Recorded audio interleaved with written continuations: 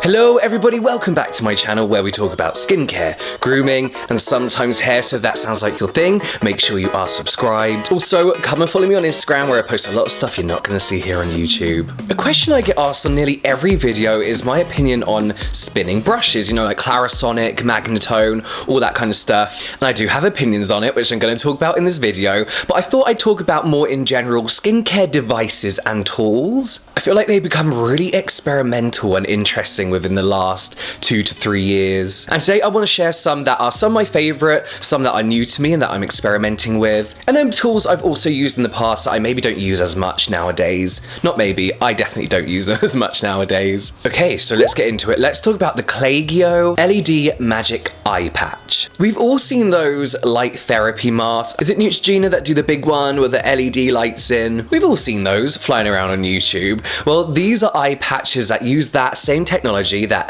LED red light therapy light, whatever it's called, but mainly for under your eyes. Red light is kind of known to help boost collagen production and also elastin in the upper dermal layer. So these patches in particular have 20 LED lights. And LED lights are known for being not harmful to the skin, no side effects, but whilst being able to penetrate the skin. So I think the idea is that you're increasing collagen and elastin under the eye area. So that's going to kind of like boost the thickness of the skin, helping to reduce wrinkles, fine lines, etc. This is a product I've only been using for a week, and it's obviously going to take a lot more than a few weeks to see any results from something like this. I've always been very skeptical about light therapy. I don't know, it seems a bit gimmicky to me, especially when you could buy a plastic mask with little LEDs glued on. I'm just a little bit like, is this worth the money? Like, is this real? And I'm not sure why, because there are quite a few clinical trials that have been done testing the effectiveness of red, blue, even green LED wavelength lights on wrinkles, redness, collagen production. I'll link one clinical trial down below that I found really interesting because they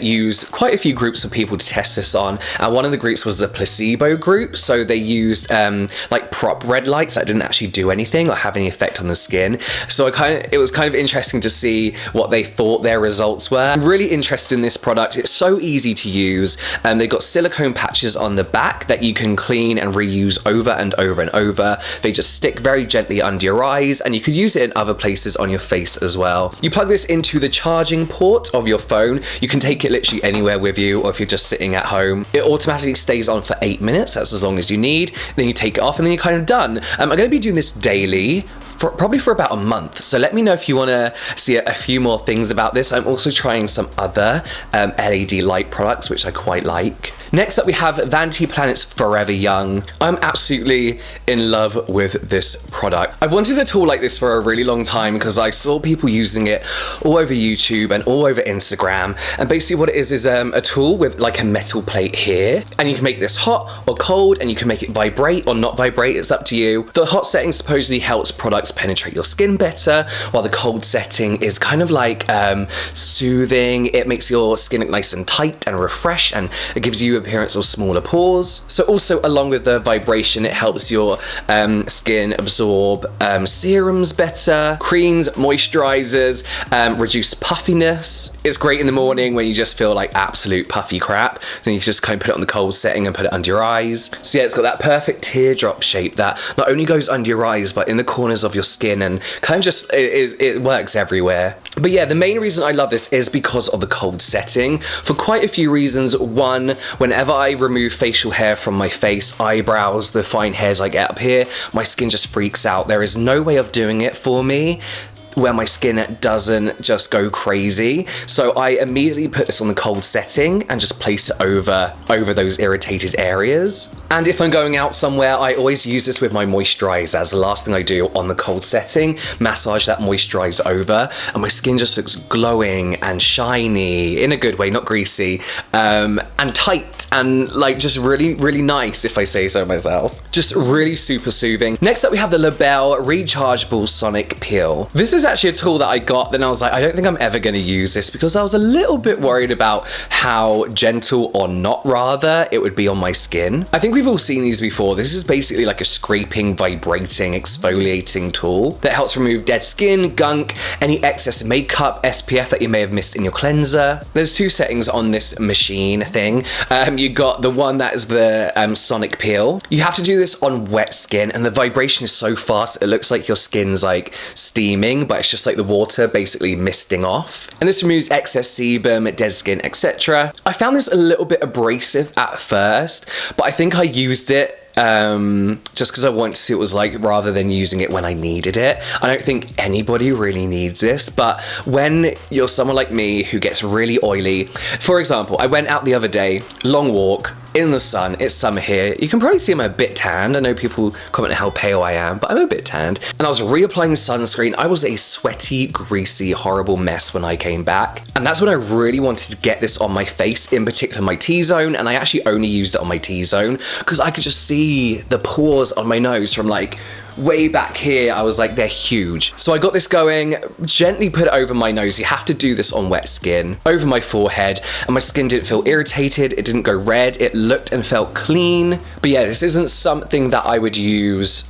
regularly at all, to be honest with you, but I do think it's really nice when you do really just want to get all that gunk out. I'd rather use this than say like a blackhead removal tool. This does have a vibration setting as well, and that is quite nice. That again helps serums, all that kind of stuff penetrate the skin. It's a little bit time consuming with this one, so I do only really use this for that peeling, exfoliating kind of thing. Finally, we have a fan, just like a handheld fan from Amazon. I think it was like 10 quid or something. Really boring, but comes in super useful, and there's a few reasons I use a fan. One, it speeds up certain parts of your skincare routine. For example, I use this when I got a clay mask on, and maybe it's not drying as quick as I want it to. I never fully dry out clay mask, but sometimes, especially in hot weather, it just doesn't seem to dry. So I'll just kind of like fan this around, never directly in my face, but kind of fan it around my skin. Also, you know, when you use a clay mask and some bits are drying out quicker than others, sometimes that can lead to other parts of your skin drying out. You know, one bit's dry and you're waiting for another bit to dry. So the fan speeds that up. Another thing is when it's summer and you're trying to do your skincare routine, but you get hot and sweaty and you're putting on your products, but there's no point because you're just sweating it off. I will always have a fan on. Again, not directly on my face because it can dry out my skin, but just around, you know, when I'm getting too hot, I'll spin that around my face. And I feel like it helps things like sunscreen settle onto the skin better as well, because I'm not in this constantly hot, sweaty stage. But the main thing I use it for is when I use a chemical exfoliator. Technically, you don't have to wait after using a chemical exfoliator to move on to your next product. However, if you do go straight into your next product, sometimes it can react with the chemical exfoliator and you get like this foamy kind of weird stuff on your skin, which I really hate. So I do wait after a chemical exfoliator. Again, I just speed this up a little bit with the fan, not directly on my skin, just around or further away. Fan it until my skin is not fully dry, but a lot drier, gently pat in, and then I can usually use my next product without any kind of like explosion, no, what's the word? Any kind of reaction between my two products. So I mentioned spinning brushes at the beginning of this video. A lot of people always ask me about them, and I feel like it's something people feel like they need to use to get a deeper cleanse. I don't really think that's necessary. I don't think you do get a deeper cleanse with them. It's basically an exfoliation. I have nothing against them, I just don't use them anymore because I do feel they are unnecessary for my skin. When I did use them, I used them daily, and I found that my skin, at the time I thought it looked great, but I found I was very dry, very irritated, looked good, but it felt terrible. And then I started using it just on my T-zone as like, again, an exfoliation step. So 2 to 3 times a week. I then narrowed that down just to my nose, like before special occasions, because it does give you a good deep exfoliation that looks particularly nice on your nose because of, you know, clogged pores, etc, etc. But do I think they're necessary? Absolutely not. Do I think you need to spend hundreds on them? No, not at all. I feel like Clarisonic is actually a bit of a scam, to be honest with you. When you get a brand like Magnetone, which I used to love and use all the time for a lot cheaper, and it's the same thing. You can get very gentle brush heads that are super soft, and if you want to use that daily, then of course you can. It's no different to you just rubbing your fingers gently over your face, but I don't think they add anything special or do anything special you know, that a physical exfoliator could do. So I do not use them. Do I think you shouldn't use them? No. Do I think you have to use them? No.